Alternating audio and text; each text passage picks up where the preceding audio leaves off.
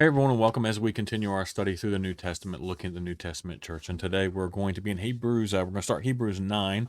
We're going to look at verses 1 through 10. And this is just looking at the old rules about worship that this writer references to about how they used to worship and now and how this is going to parallel with their old system and the new system that they're in. Tomorrow um, we're going to look at the Christ being the perfect sacrifice as part of that, because and that parallels in with the way the old worship was. So we'll look at verses 1 through 10 real quick. It says, the first covenant between God and Israel had regulations for worship and a place of worship here on earth.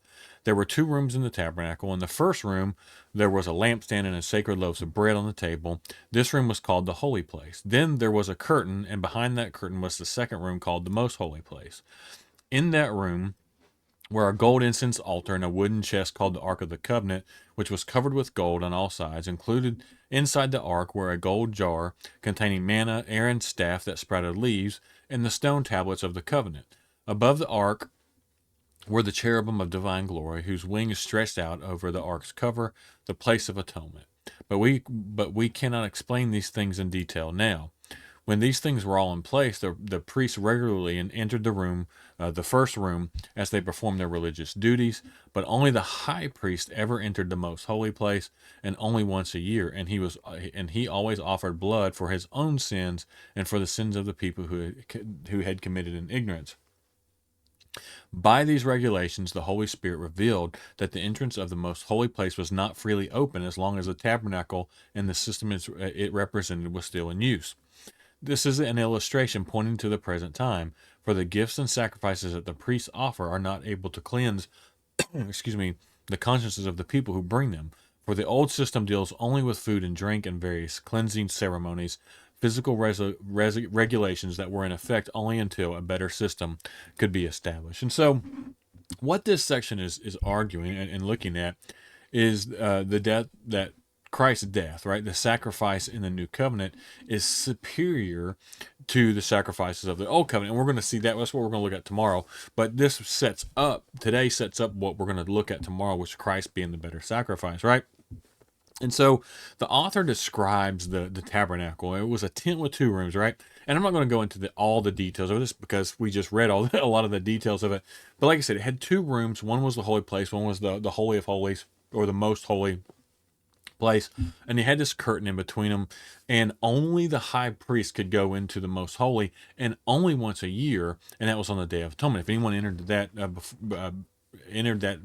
presence into that, outside of that time, they would drop dead. And so the curtain was sacred. That was that sacred barrier. And then you had the Ark of the Covenant in the most holy place, which was where the presence of God was during that time. And so the worship practice in the most holy place, the first room, was the duty of the priest, which they would go in, keep lamps lit, and sacred loaves of bread would be replenished and stuff like that. And then the yearly duty on the Day of Atonement was the high priest would go in and offer sacrifices for the sins that were not covered by other sacrifices during the previous year.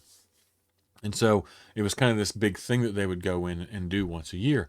And the main point of all of this, right, and the author hits this, was that this was not freely open, right? Free entrance into the presence of God was not available, right, to all the people under the old covenant. It was only available to the high priest.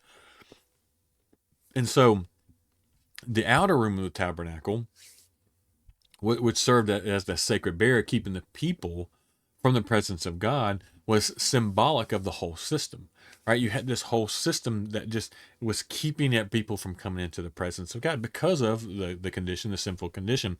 Under that system, people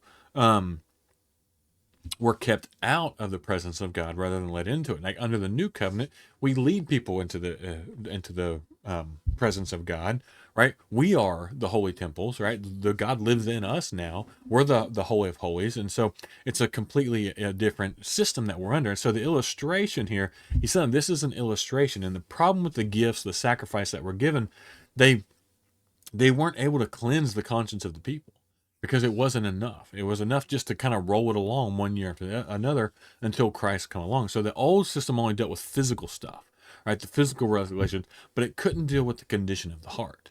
And that's the big thing that we look at. That's one of the big things we've studied as we've gone through the New Testament. It could not cleanse the heart. It could not get to deal with the heart. And so consequently, it was just provisional.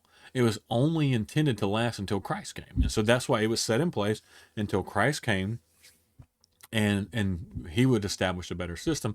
And that's what we're going to look at tomorrow. We're going to look at tomorrow how Christ was the perfect sacrifice for this system, so then we could come into the new system or the new covenant. So as always, I hope you have learned from this. I hope that it's something that you're getting from. I encourage you to subscribe to the channel if you haven't done so.